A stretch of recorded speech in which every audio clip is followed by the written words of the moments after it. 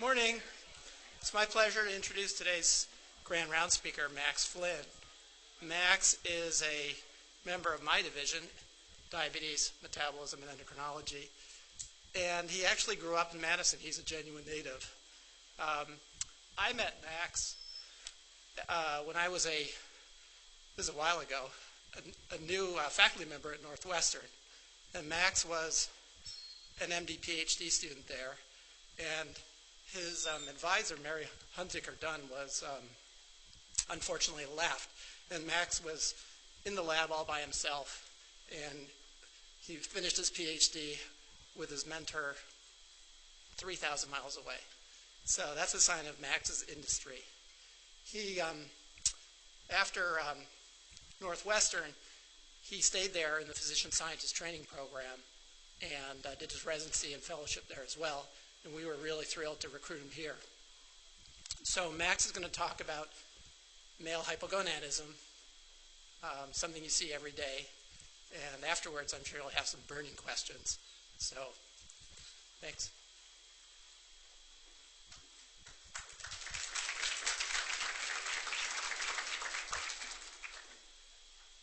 Thanks, Vince. All right. I think this sounds like it's working pretty well. Probably move around a little bit here so you can hear me. So yeah, I wanted to talk to you about testosterone replacement in particular, and I'm calling this talk Big T, the who, when, and why of testosterone replacement therapy. I don't have any disclosures or financial interests in this talk. I am the only physician in my family. Most of my family members are artists and graphic designers, and so we have a lot of family friends who are artists. And when I was actually preparing for this talk, I was just searching the sort of lay press to see what the reaction was to some recent studies, and I found this series of illustrations that were done by a friend of our family's, Catherine Streeter, a woman in Brooklyn, New York. She does great art, and she's done some illustration for NPR's website about testosterone. So I contacted her, and she was really kind and allowed me to use some of her art, her illustration, for my talk, which is kind of fun because I think it's great stuff and it really is perfect for this topic. That's my disclosure. The objectives of my talk were listed somewhere else. I'm not going to read them to you. My outline, I will discuss the history of testosterone therapy, recent prescription trends, I'll review the current endocrine guidelines for how to diagnose and then who to treat. I'll discuss the recognized benefits and risks of testosterone therapy, specifically for men with pathologic hypogonadism.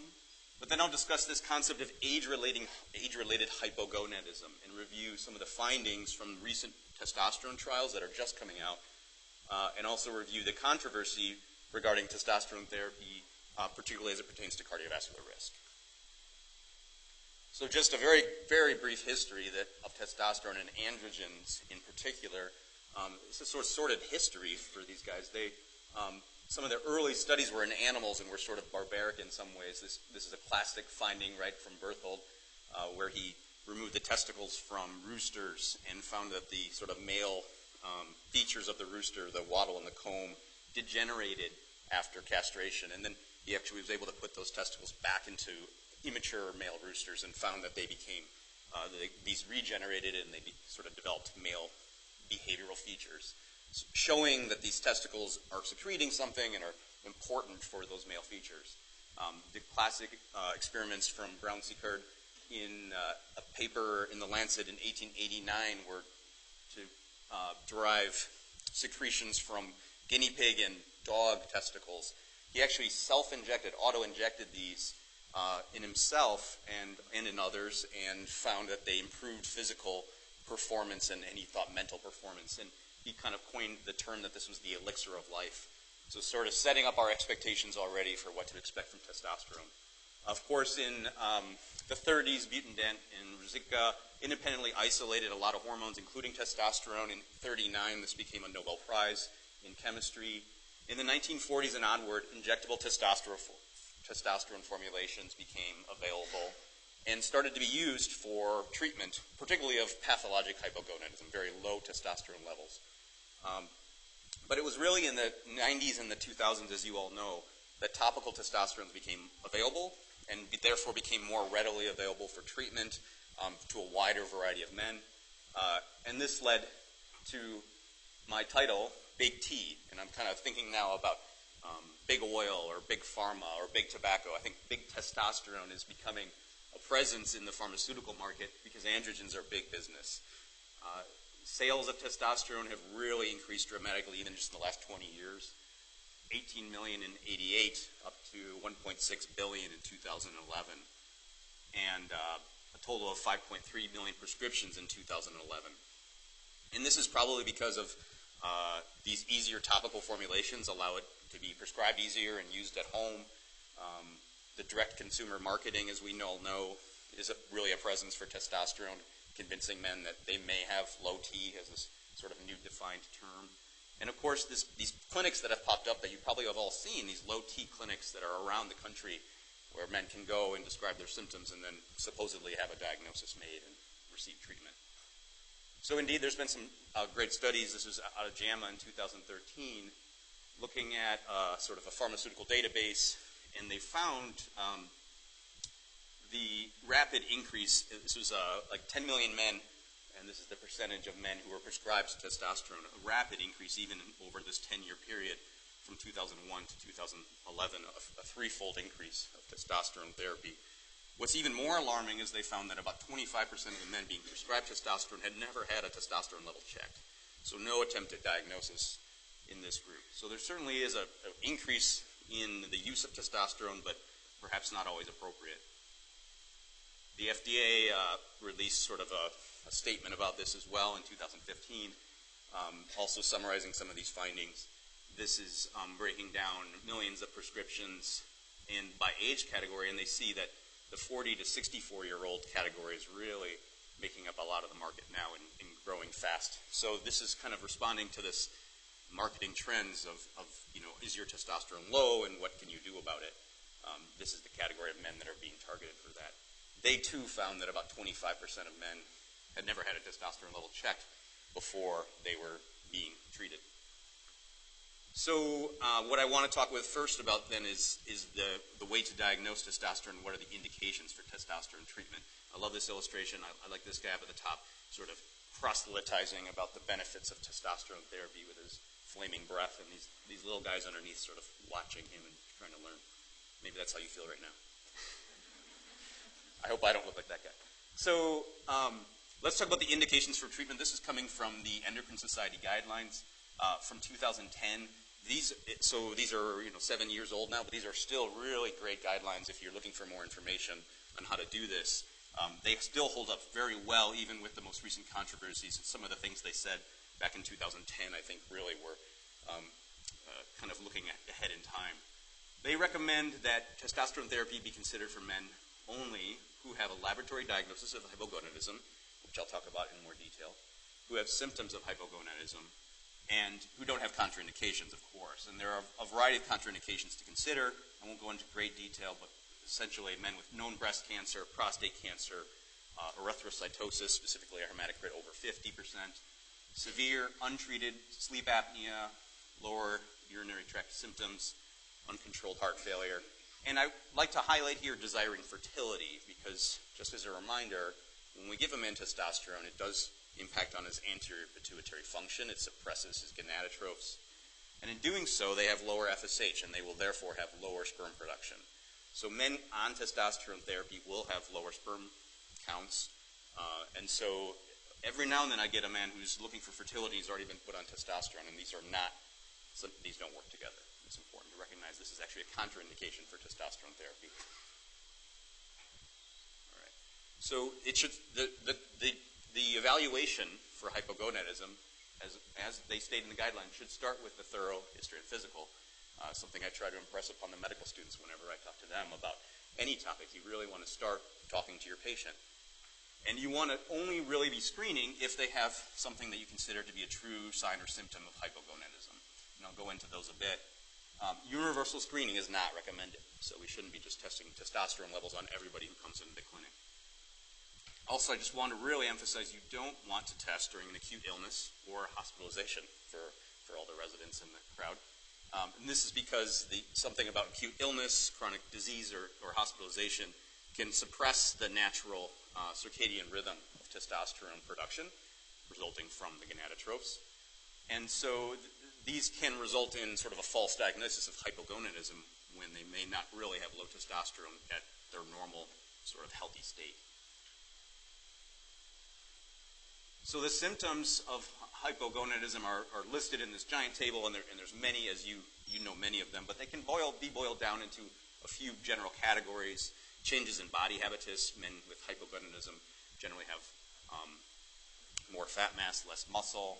Changes in sexual function, changes in physical function, changes in mood, even depressive symptoms, changes in sleep, lower energy, less vitality, more fatigue type symptoms, and changes in bone density. And these are best recognized in men who have severe testosterone deficiency, androgen deficiency, either from a pituitary injury or testicular disorder, or who have underwent androgen deprivation therapy, perhaps for prostate cancers and things like this. So this is where a lot of these symptoms are best recognized. But they are somewhat subtle symptoms, and I meant to point that out. Once you're convinced that your patient may have some of the symptoms of low testosterone, you then need to do an appropriate diagnostic evaluation. And this is, I think, where things can get followed up. So I want to go through some of these steps. The guidelines, again, kind of lay this out nicely. I'll describe why we choose to do it the way we do. It's very important that you check a total testosterone, but always in the morning, 8 a.m. And that's because there is a very clear circadian variation to testosterone rhythms in men, again, responding to the anterior pituitary gonadotropes. And the peak of that testosterone rhythm occurs around 8 in the morning. But then you see that throughout the day, testosterone levels decline. And so if you check a testosterone level in a man in your clinic in the afternoons when he happens to walk in, you will often get a low number, but it's really not diagnostic. The test values, the normal ranges that are quoted, are meant to be for an 8 a.m. peak value. So very important to check at the right time of day. It's also important to recognize that this rhythm gets blunted during an acute illness, during hospitalizations, during sleep disruptions. A lot of things can throw off this rhythm. So if somebody comes in and they're not feeling themselves, this is probably not a good time to start pursuing this diagnosis. If they're sort of at their steady, usual health state, then this is okay. If the testosterone is low on one occasion, a very important takeaway again is to repeat that one more time. And this is because on a number of studies, 30% of men with an initial low testosterone level will have a normal one when you repeat it. So again, there's so many things that can blunt the natural production of testosterone. It's just in normal physiology that you really need to have at least 2 low testosterones drawn in the morning to make this diagnosis.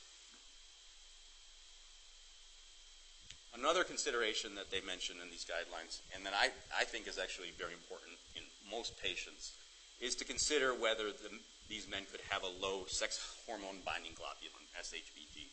Sex hormone binding globulin is a carrier protein. It binds tightly to testosterone, and it makes up a lot of the amount of total testosterone that we're reading.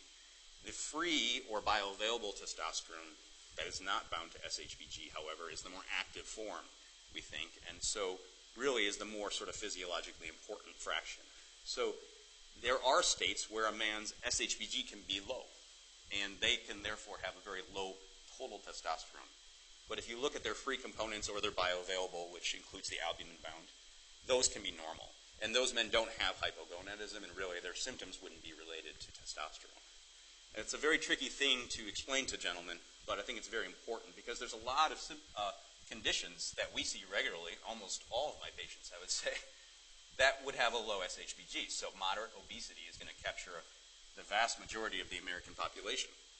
Diabetes is going to capture a lot of them as well, and then a few other things, including use of glucocorticoids.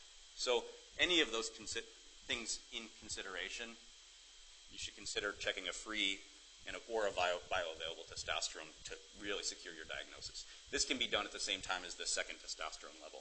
If any of these testosterone or free or bioavailable testosterones are normal, this gentleman doesn't have hypogonadism. You shouldn't really have to recheck again and again to get the answer that you want. If there is normal testosterone being made, then they clearly have testicular function. After that is done, you've made the diagnosis, but then it is important to consider what might be the cause of this low testosterone. And this is where we would check an LH and FSH at the same time as the testosterone. So this can be done with that second lab draw. And just as a reminder, this is sort of the general physiology of the gonadal axis. But if you have a low testosterone, you would expect your pituitary should be working in overdrive to make LH and FSH to try to compensate. So in a man who has primary hypogonadism, that is something wrong at the testicular level, they should have very high LH and FSH. This is actually not the more common cause or the more common findings for hypogonadism, but if that's present, you certainly want to be considering other workup, looking for a karyotype perhaps, looking for Klinefelter syndrome because it has impacts on sort of metabolic features, a testicular exam, other important features to look at if you have that diagnosis. Also, if you go the other way, if you have the LH level that's low or even in the normal range, we call that inappropriately normal. That's because, again, the pituitary, a healthy pituitary, should be making plenty of LH and FSH in response to low testosterone. So in those cases, which is the more common thing we find, we need to look for what could be causing that. Could this be a pituitary injury? Could there be a large cellular mass? Maybe an MRI needs to be done. Look for a prolactin level. It's very important to consider there may be reversible causes to the low testosterone, and hyperprolactinemia is one of those. If you treat a high prolactin, the testosterone level will often improve. Iron overload states, you also want to consider other pituitary hormone deficiencies. Perhaps they've lost more than just testosterone, and that would have significant impact on their health.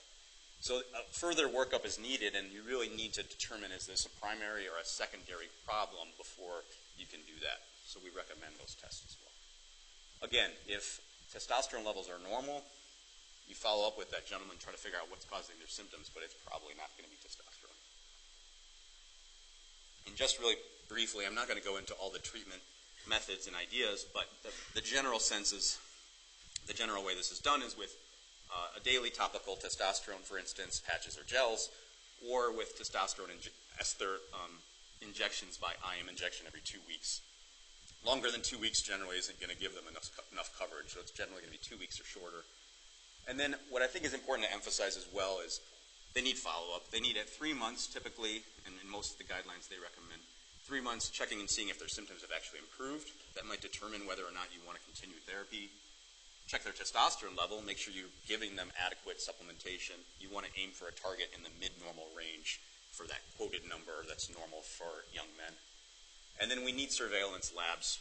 The prostate-specific antigen, PSA, is monitored on routine intervals to see if there's a rise that might indicate some sort of occult prostate cancer, and following hematocrit, because the hematocrit can rise and lead to erythrocytosis and complications from that. After 3 months, we typically can space out the follow-up for 6 to 12 months. Okay, so now I'm going to get into some of the more sort of tricky areas that make it more difficult to decide to treat or not. And this is one study, but there's many studies that have shown this phenomenon, and that is that testosterone levels seem to decline with age and chronic disease. So without any clear pathologic reason in the pituitary or the testicles, we see that men with advancing decades of life, higher percentage of them develop what could be called low testosterone. And this has led to the idea of andropause, as it's kind of called in the media oftentimes, or age-related hypogonadism. And it's not clear what the significance of this is. And I want to make sure I kind of differentiate now for you pathologic hypogonadism versus age-related hypogonadism as kind of two different concepts. Pathologic being something where the testosterone levels are typically quite a bit lower, and you can usually identify a testicular disorder or a pituitary disorder or some cause for very low testosterones in these men. As opposed to age-related hypogonadism, which may be sort of just a mildly low testosterone level, and that you see as a man begins to age. So I think that's an important distinction, because we have to ask ourselves, what's the difference between these two groups, and do they have different benefits from therapy, and do they have different risks from the therapy? And the answer is not known. But I'll go through some of what we have started to learn about this. The benefits of testosterone therapy, again, are sort of reflective of those symptoms and signs that we already talked about. And these are mostly recognized in men who have pathologic hypogonadism, very low testosterone levels. And so what we see is an increase in muscle versus fat mass. We see increases in sex drive, increases in erectile function, mood, vitality, possibly cognition, bone density. And there's been a long body of evidence to suggest there may be some cardiovascular benefit in these men who have pathologic hypogonadism, very low testosterone. There are, of course, risks associated with testosterone therapy that you've heard of. Some of these are the more obvious: concern for a growth of a prostate cancer, a breast cancer, erythrocytosis, gynecomastia, worsening of sleep apnea. If they have a diagnosis of sleep apnea, this can worsen with testosterone therapy. That's why it's very important to make sure they are being adequately treated. Infertility, I already kind of talked about that. And then again, there's a controversy around whether there's cardiovascular risks, and we'll discuss that more. So if we're considering this pathologic hypogonadism, very low testosterone, and then we're considering men who have maybe more age-related, sort of more mild hypogonadism, I think it becomes difficult in your clinic. Somebody walks in and you're looking at their values and at their features and trying to decide, should I offer them testosterone therapy? Are the benefits there for them? Are there risks for them? So as I go through the remainder, I want you to consider sort of what you would do with these different individuals. What would you do if you had a 40-year-old man, younger, with a testosterone that's actually in the normal range, but on the lower end? Is that appropriate for this younger man? He comes in maybe with symptoms, and so do you reassure him or do you treat him? What about a 40-year-old man who you know has had some sort of pituitary injury or some other pathologic cause and has very low testosterone? Will that gentleman benefit from testosterone therapy? How about a 70-year-old man with the same scenario, but he's older and also very low testosterone? Does that change your management at all? And what about a 70-year-old man who has just sort of a mildly low testosterone, not severely low, and it's sort of what you would call more an age-related low testosterone? How would you manage that gentleman? So I want you to kind of think through that as we talk through some of these studies. Okay, so because of this phenomenon of age-related hypogonadism, in 2003 the Institute of Medicine put together a committee to discuss. They were concerned about the increasing use of testosterone in these older men. They were concerned that there really aren't well-controlled, randomized, placebo-controlled trials to define some of the benefits and some of the risks. And so without this evidence, they were concerned that men are being treated increasingly more with testosterone therapy. So they recommended some sort of clinical trials be developed to evaluate for the efficacy, specifically in older men with age-related hypogonadism. And this was the birth of the Testosterone Trials, which are just being released over the last year, some publications even just of this month. And this was a very large, it's a series of trials, but from a large population that they put together. So from 12 centers, they screened and tried to recruit about 50,000 men, and they were able to find 788 that met the criteria and that actually had low testosterone. So the population that they used for all these trials is 788 men equal to or over the age of 65 with a low serum testosterone of 275 or under. The average testosterone in this group was actually just barely under that, about 233. So these were men that were presumed to have age-associated hypogonadism. They actually ruled out any men who had known pathologic causes for hypogonadism. So this was sort of trying to meet that criteria for these men. These men were then randomized and treated with either testosterone gel or placebo gel for 12 months. And as you can see, the starting values of testosterone are here, and they rose in the testosterone group because they adjusted the dose at 3, 6, 9, and 12-month intervals in order to achieve a testosterone level in the mid-normal range, which is important because you want to see that these men are getting the appropriate dosing before you decide whether or not they're getting benefit. The population of this group, the average age was about 72. They were mostly white. They were about 90% white, which is unfortunate. They did have quite a bit, half of them were obese, quite a bit of diabetes, significant coronary artery disease. They ruled out men who had just had an MI or a stroke in the last 3 months. But other than that, this was a pretty typical American population, unfortunately. And so from this group, they created 7 independent, double-blinded, placebo-controlled trials to evaluate for possible benefits and outcomes of testosterone therapy. Again, a short-term, one-year trial, so the short-term therapy. And they called these trials then the sexual function trial, the vitality trial, the physical function trial, the cognitive function trial, the anemia trial, the bone density trial, and the cardiovascular trial. And the goal was to provide some evidence for making appropriate decisions for these men with mild age-related hypogonadism. So I'm going to go through just a few of these. A lot of this has come out. Some of them are more impressive than others, so I'll probably slide through some of them pretty quickly. But I think they give us some information that helps us know what to do with men in this category. So again, so this is the report from the sexual function trial. And these were men who they recruited out of that population who had demonstrated or described reduced sexual function in some way. They had ways to categorize that. And then they measured using a standardized method, a PEQ-Q4 score, which is a survey, to look for changes in sexual activity. This was their primary outcome. And they found that it was significantly increased in the testosterone therapy arm. So these men derived that benefit from testosterone therapy compared to the placebo. They also had other secondary outcomes that showed increases in sexual desire, increases in erectile function. To be clear, these were mild benefits. The erectile function benefit compared to like what you would see with trials involving the phosphodiesterase 5 inhibitors, it wasn't the same level of improvement. So this was a mild improvement, but significant.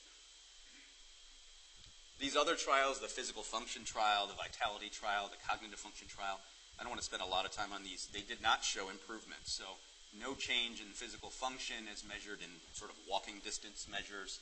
No change in vitality, which is they used sort of like a fatigue estimate scoring system to see if these men had worse fatigue or better fatigue, and there was no improvement. Cognitive function trial, across a variety of ways to measure cognitive improvements, they found no benefit of testosterone therapy. So again, I think important to know it's negative data, but I like to see this because it can inform us in how we talk to patients in this category with mild age-related hypogonadism about what they could expect from testosterone. Just this month, a report of the bone density trial. This was, I think, helpful and also not terribly surprising because we have seen previous data that testosterone can improve bone density. But this was using volumetric measures of bone density with CT, and what they found was significant improvements in bone densities, particularly in trabecular bone in the spine, and that's what would be expected based on what we know about testosterone. They saw increases in bone in other peripheral and hip and other areas as well. So across the board, these men had increased bone density. They also used, as secondary measures, secondary outcomes, the measures of bone strength, and they saw those also improve. They also did the more classic aerial bone mineral density by DEXA, and those improved. These were modest improvements, and these were, to be clear, this is not a population of men with osteoporosis. They screened out the men who had T-scores less than -3, so this is a population of men who had normal or moderately low bone density, and they saw improvement in these men. So I think that you have to consider the population and what you're going to be using this for. But we do see that testosterone therapy seems to maintain or improve bone density in this category. Also in April, the outcome of the anemia trial. So the background of this is that they recruited the men in this population who had anemia with a hemoglobin less than 12.7.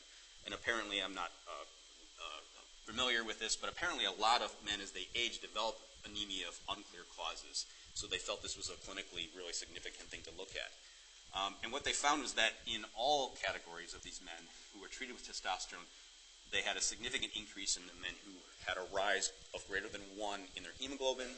And in fact, 58% of the ones who were anemic were no longer anemic by the end of the trial with the testosterone treatment compared to 22% with the placebo. So they were pretty excited actually that they did show improvements in anemia in this category, and specifically looking at men who had unexplained anemia, but all categories of anemia were improved. And then the last one I'll mention is the results of this cardiovascular trial. Sort of limited results, I think. It does give us some information, but kind of similar to previous trials that give us just a piece of the picture. But what they looked at was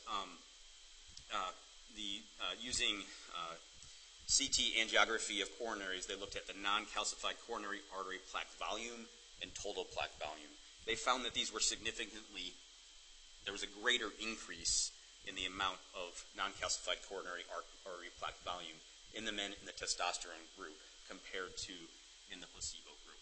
So the concern here is, of course, that you have an increase in the burden of coronary disease. These measures do tend to correlate with cardiovascular outcomes.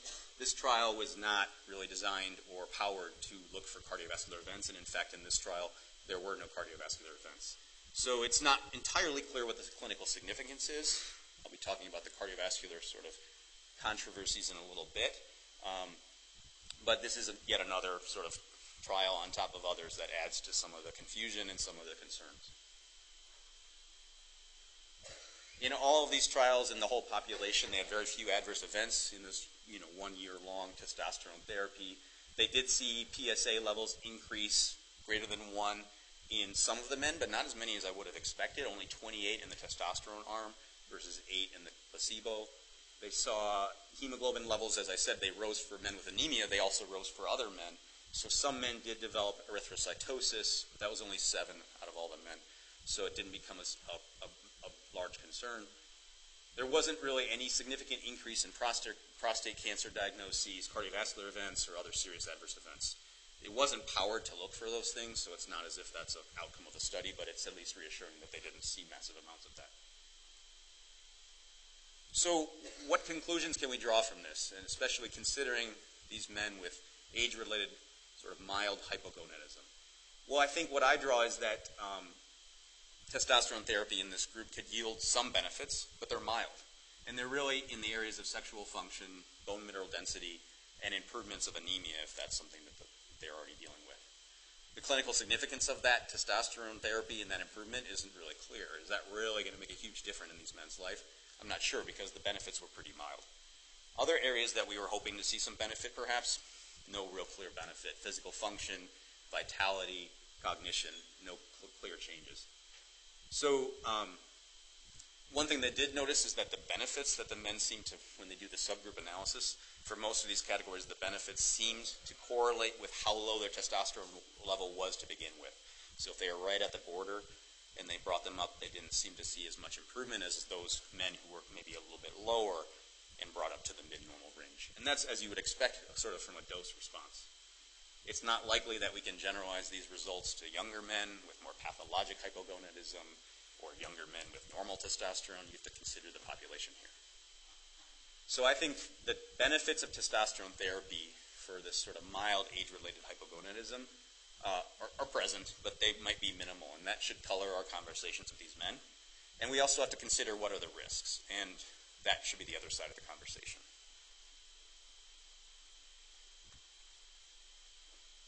So again, a lot of these benefits and risks are defined mostly in men with pathologic hypogonadism, much lower testosterone levels. In those men, there's been a lot of evidence for cardiovascular benefit. But there's also been some recent trials that have shown concern for cardiovascular risk. And I wanted to go through a couple of those that made a lot of media headlines and tell you sort of my thoughts on those. So I'll be talking about cardiovascular effects of testosterone. I like to see this guy. He's sort of struggling. He's having a bad morning, I think. This guy's doing great. Okay. So as I've kind of been alluding to, there's been a lot of data for decades going back looking at men with pathologic hypogonadism, very low testosterone levels, and showing that these men have increased mortality. They die earlier if they're not presumably untreated. And they die specifically of cardiovascular disease and cardiovascular events. This is just one of these studies. This is looking at a population of men and dividing them into deciles of testosterone levels. And then they followed them for, I think, 12 years and calculated hazard ratios for mortality. And they found that in the lowest decile, there was a much higher risk for cardiovascular events. There's been studies that have shown that there's kind of a linear decline or a linear worsening of the risk with the decline of testosterone levels. So in men with hypogonadism, the lower that testosterone level is, it seems that the worse they do in terms of mortality and cardiovascular. But is this really a causal factor? Is it the testosterone being low that causes this? Or is this just a marker of sort of unhealthiness in other disease states? And that's still not entirely clear. There's certainly evidence in either direction. there haven't been any large, long-term randomized controlled trials that really have been powered to evaluate the benefit and the risks of testosterone therapy on mortality and cardiovascular events. And that's what we're really missing. There have been a lot of meta-analyses, and they've really drawn conflicting conclusions. You can pick and choose. Some show benefit, some show risk, and some just show that there's sort of a neutral effect of testosterone therapy. And these are plagued by the fact that a lot of the studies that we try to draw from really weren't reporting cardiovascular events very strictly. So a lot of these studies reported lower extremity edema as an event, but not really grading how severe that was or what it really manifested as.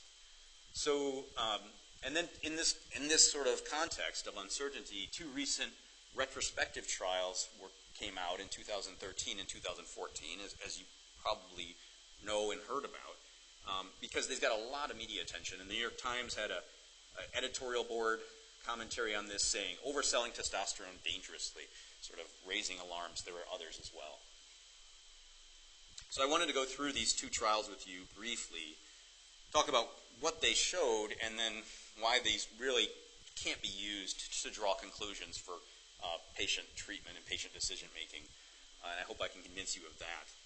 So this is Vigen and others from 2013, published in JAMA.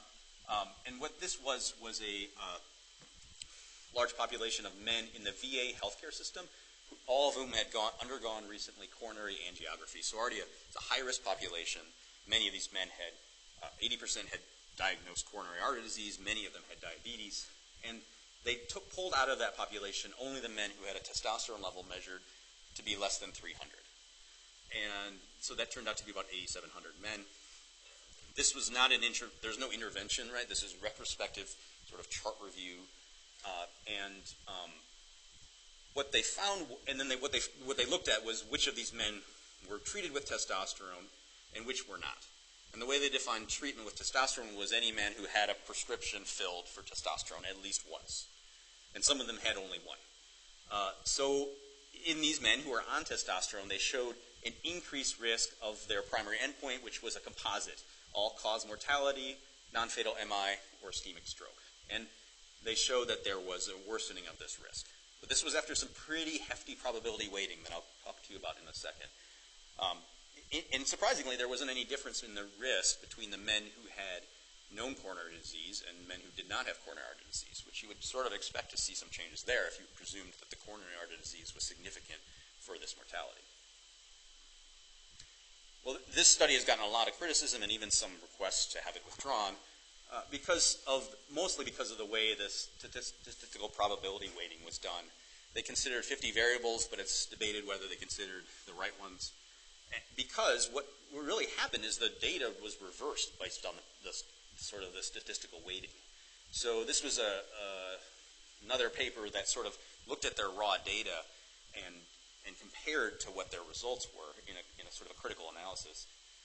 What they found looking at the raw data is that the number of men who had these events in the testosterone treatment group was actually lower if you just look at sort of absolute numbers or percentage of numbers. So death, MI, and stroke was lower for the men in testosterone treatment group. It's only when they applied their sort of probability weighting based on the characteristics that they defined that the data flipped and you see an increased risk for testosterone. Now, not to say that that wasn't valid and appropriate to do that sort of statistical weighting, but it certainly calls into question whether the study can be trusted and whether you can really use this kind of retrospective analysis to make these decisions when the result is completely dependent upon how you're sort of weighing your risk factors. They didn't adjust for the baseline testosterone concentrations, so they didn't look at whether this was not one of their variables. So you could imagine the men who were receiving testosterone very well could have had lower testosterone levels compared to the men who didn't receive testosterone, just sort of based on physician preference. And they didn't look at that. And they also didn't confirm that these were diagnosed appropriately with morning values. So it's not even clear that these men were truly diagnosed with hypogonadism. They also defined only one script filled as being treated, and that was about almost 20% of their men only filled one prescription, and the study was over 72 months. So you can imagine filling one prescription of testosterone and then looking at men for 72 months. It doesn't really correspond with these men actually being treated. at least for that percentage of men. Of the men who did get treatment, only about 60% had any further lab follow-up, which also makes you wonder if there was good compliance here. And of those 60%, the average testosterone was quite low, so they really didn't even reach treatment threshold in the study. So again, it raises questions, and I think that's good, but whether we can use this to inform our patients about risk, I'm not sure that that's clear. This was another study that came out at a very similar time, which is why this got a lot of attention. Finkel and others in 2014 in PLOS ONE. This was another retrospective observational cohort study of a large sort of healthcare database, 55,000 men. Any man who filled a prescription for testosterone was included in the study. And what they did, they didn't have a control group. They basically said, we're going to look at 12 months before you filled your testosterone and then 3 months after. And we'll look at the rate of non-fatal MI during those times, and we'll calculate a sort of pre- and post-rate ratio. And this was all done based on diagnostic codes and pharmacy prescriptions. No lab data, no patient characteristics. They found in the study a small increase in the rate ratio, sort of this risk assessment for men on testosterone, specifically a twofold increase in men over the age of 65. So certainly a signal there that deserves attention. But again, some major problems when you're using a retrospective study like this to try to make decisions. This data wasn't based entirely on diagnostic codes, not in prescribing data, pharmacy refills, not based on labs, not clear that these men had an indication for treatment at all, not clear that they actually had hypogonadism or what degree of hypogonadism, and other risk factors weren't adequately controlled in this study. They didn't have a control group. Again, they didn't have pre- and post-treatment lab values to see if they reached treatment thresholds, if they were treated appropriately. They didn't really have any data on how they did with the treatment itself or whether they actually continued it, just that they were prescribed a dose at least once.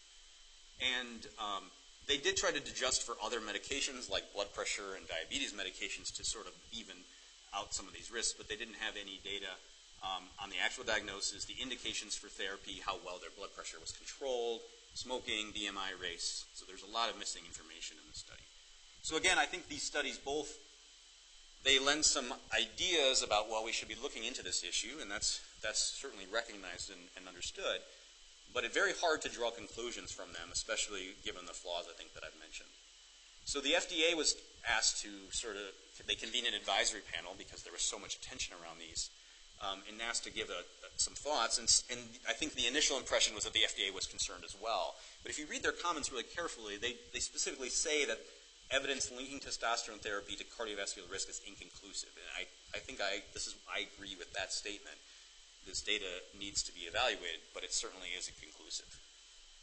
And what they further say is that the efficacy and safety of testosterone products has not been established for age-related hypogonadism. Now, the T trials helps a little bit by giving us some information about efficacy, but certainly we don't have information about safety. And they say that a controlled clinical trial, not observational studies, are what we need in order to really know how we're supposed to treat these men. And I think that's very true. So as a takeaway, as a conclusion, I want to sort of come back to those cases that I suggested to you and tell you what I think about these based on the evidence we have, knowing that there is a lot of uncertainty still in this field. So what about this 40-year-old man who comes in who's maybe having symptoms of hypogonadism but has normal or lowish normal testosterone levels? I do not treat these gentlemen. The guidelines wouldn't say you should. I think most people agree you should not treat them unless they really meet the criteria for diagnosis.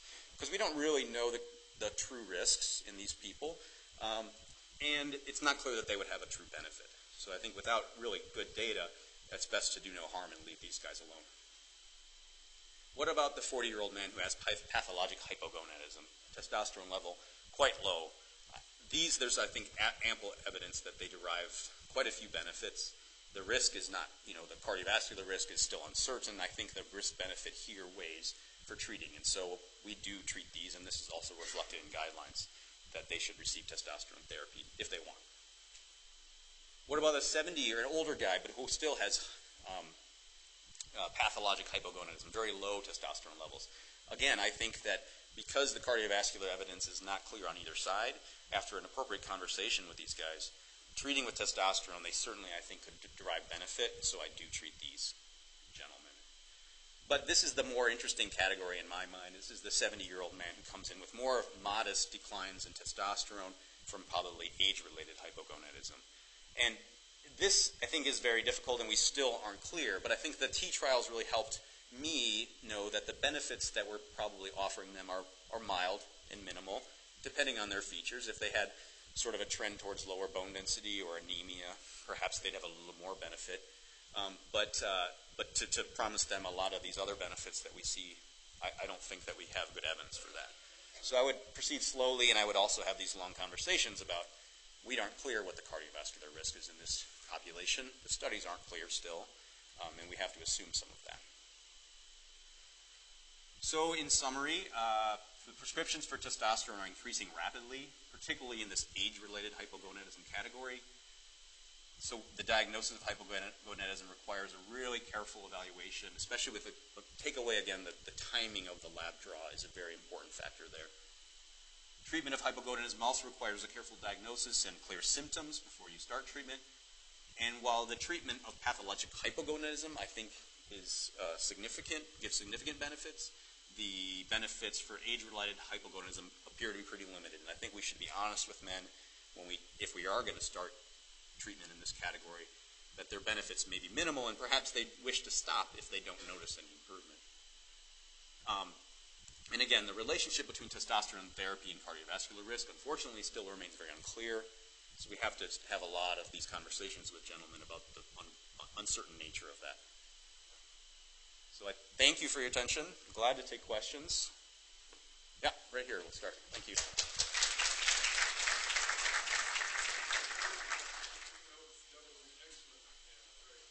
Thank you.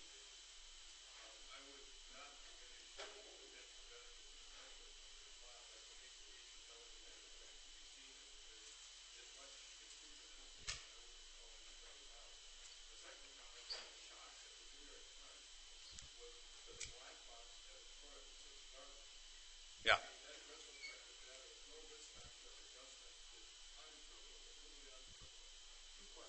Sure.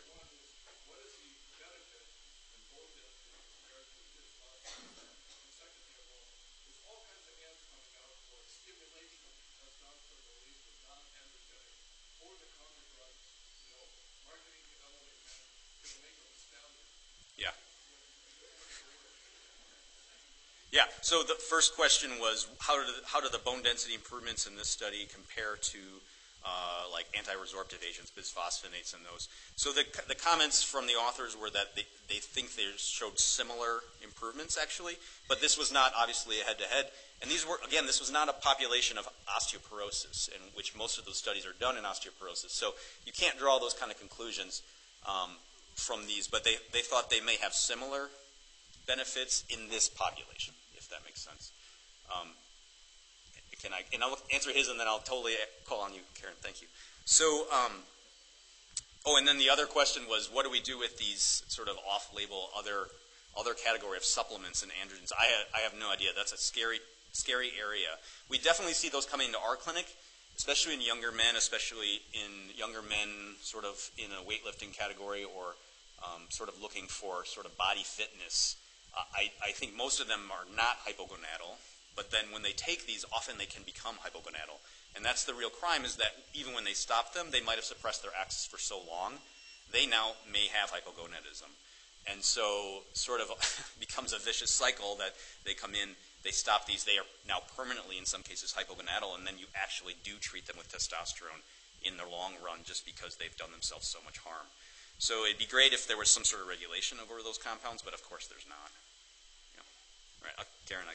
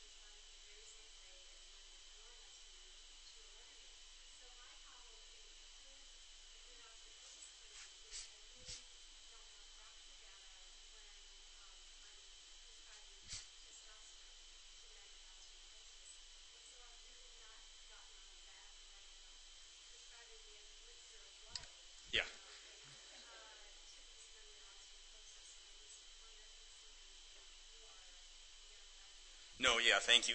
And so the comment is, if I can summarize I'll try to summarize it really quickly, is that there's not fracture data with testosterone therapy, and that's true, and this was not looking at fractures. So I meant to point that out. It's a very good point. This bone density trial was a very limited trial, not in an osteoporosis population, so we can't draw from that conclusion, and also not looking at true fractures. So measuring bone density is one thing, but that doesn't necessarily always correspond to changes in fractures. So I totally agree, and even the authors of this trial didn't claim that testosterone therapy would be something that would replace anti-resorptive therapy based on the evidence that they have. I guess what the takeaway perhaps is, would this be something that if we see men with low testosterone in this category who have not developed low bone density by our usual measures, would treating with testosterone reduce the development of that bone density ahead of time? And you need a longer-term trial to show that kind of benefit, but I think it's an interesting idea. Yeah, thank you.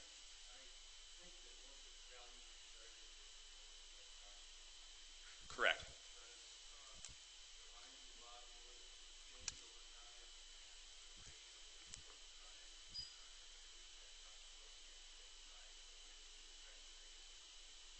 So the question is, most of the values that we're citing and that these studies are sort of citing are looking at total testosterone, which you're right, is sort of a tricky thing to cite, because then you have the changes in sex hormone binding globulin and how that affects the total testosterone. Does that change the conclusion? So the T trials did very carefully also look at sex hormone binding globulin and free testosterone in these patients. I didn't show you that. There was no change in the sex hormone binding globulin in these men in either category over a year. It was a very short period of time. So I think we could, and the free testosterone levels correlated with the total testosterone in this large population. So I think we can feel confident in those, but absolutely that's a confounding factor in all of these trials. I do think that sex hormone binding globulin for a large population of men would change over time for the reasons, those disease states that I mentioned. So that's always going to be a confounder when we're trying to decide whether these treatments are working.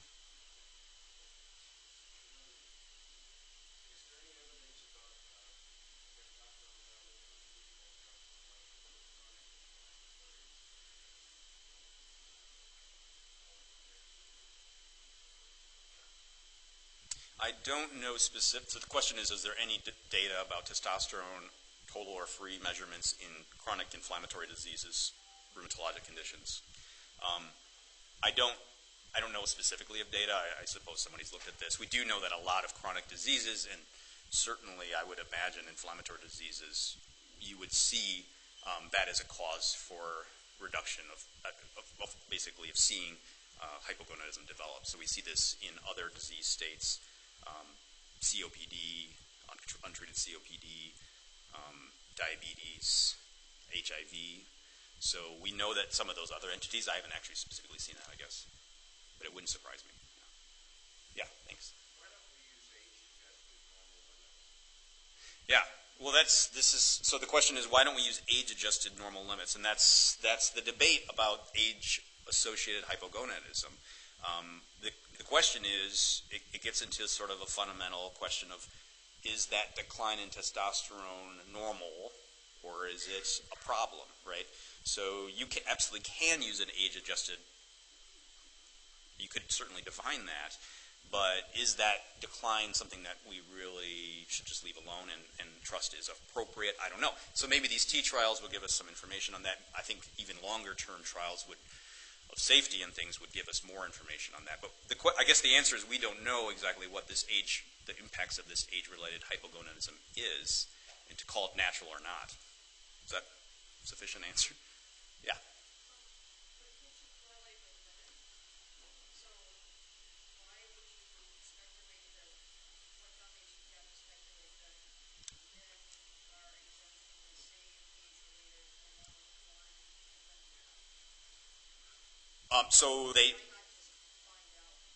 So the question is whether, I'm sorry, can you rephrase? Sure. So it's a question about age-related norms. We've been using age-related norms in women for estrogen levels for decades. Mm-hmm. Well established.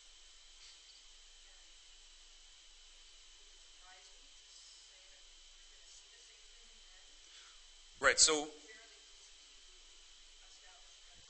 So the question is, why don't we use age-associated norms for men as we do for women? So, yeah. Again, I don't disagree with that you could define these. It certainly is possible. We know that this phenomenon exists. The question is, what do you do with that information, I guess? So do we have evidence, and I don't know that we do yet, that this age-related decline of mild testosterone deficiency has enough clinical impact to say that that is now abnormal? Because as soon as you start giving that a definition of normal and abnormal, you have to then treat it. So I guess it gets into what your overall goal for treatment is. There is a difference too. I think it's important to consider it's not exactly the same comparison men and women. With women in menopause, it's a much more abrupt change, not immediately, but it's a more abrupt decline in estrogen. Whereas for this androgen change, it's more gradual, and it's not as if it ever goes completely to zero in this category. So it's not exactly the same, but your comparison is reasonable to think about. Yeah.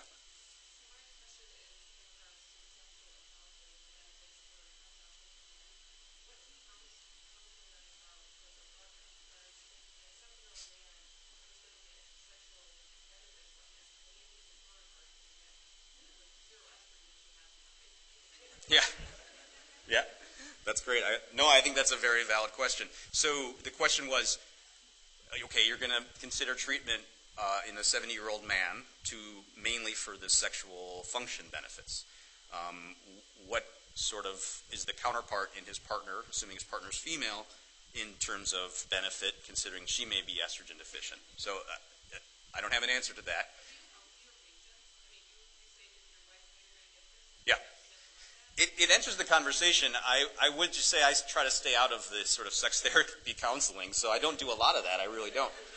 The visits being as short as they are, I don't have a lot of time to address that. But I think it's a really interesting question, because a lot of the therapies that we offer to men, we don't necessarily consider the equivalent that would be for women. So your point is taken. Yeah.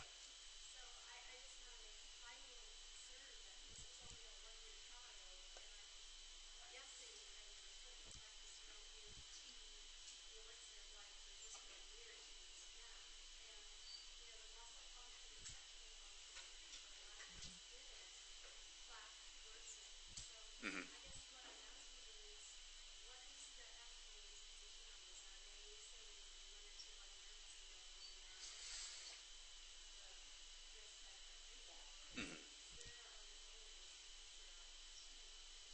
Yeah, I don't. You're right. So that is a limitation of this trial. Is a one-year trial, so we know sort of the short-term benefits, and you can only try to extrapolate from there. But we don't know what long-term treatment benefit and risk would be. So absolutely true. How do you apply that in your practice? I think, if anything, the reason the T trials have been valuable is it's sort of tempered my enthusiasm for testosterone in this older group. So I'm not concerned, I guess, about convincing them of the risks for a longer term, when I'm actually going to say, you know what, you're not going to probably get as much benefit as we used to think. So if anything, I'm pulling men away from testosterone in that category. If I am prescribing it to the men in that category, I absolutely need to recognize that longer term the benefits aren't clear and the risks certainly aren't clear. So it's a great point. This is a short-term trial. Yeah. Great. Thanks.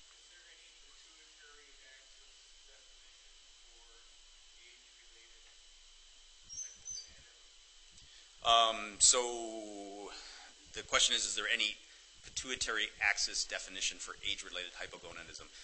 The vast majority of these cases, I understand it, if you were to check, their LH and FSH would be inappropriately normal or low, so they would typically fall into that secondary hypogonadism category, which is the vast majority of patients that we see. If it was primary, you would probably call it pathologic, actually. As far as definitions, it doesn't go into the definition. There's really not a sort of standard clinical definition other than we just recognize that with advancing age, you see more of these men develop mild hypogonadism and with no other clear cause. So an idiopathic hypogonadism in an older man. But the pituitary, like the actual levels of LH and FSH aren't really part of the definition per se. Does that answer? Yeah, great.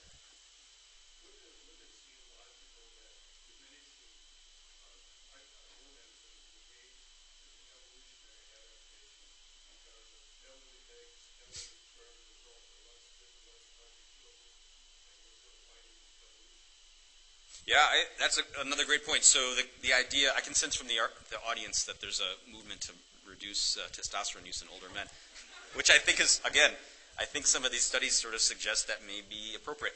But the question was, is there maybe an evolutionary reason that testosterone levels decline, because you don't want maybe less sort of appropriate sperm being part of the reproductive potential? That's a wide question. I don't know how to answer it, but I think it's reasonable to consider. These men that were treating testosterone were not really doing it for fertility reasons, so we're not kind of playing into that pattern.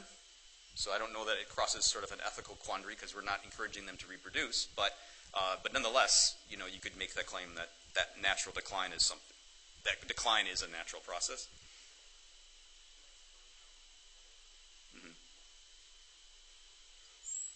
Yes, the sperm count will decline with testosterone therapy anyway, yeah. Great, thank you. Great.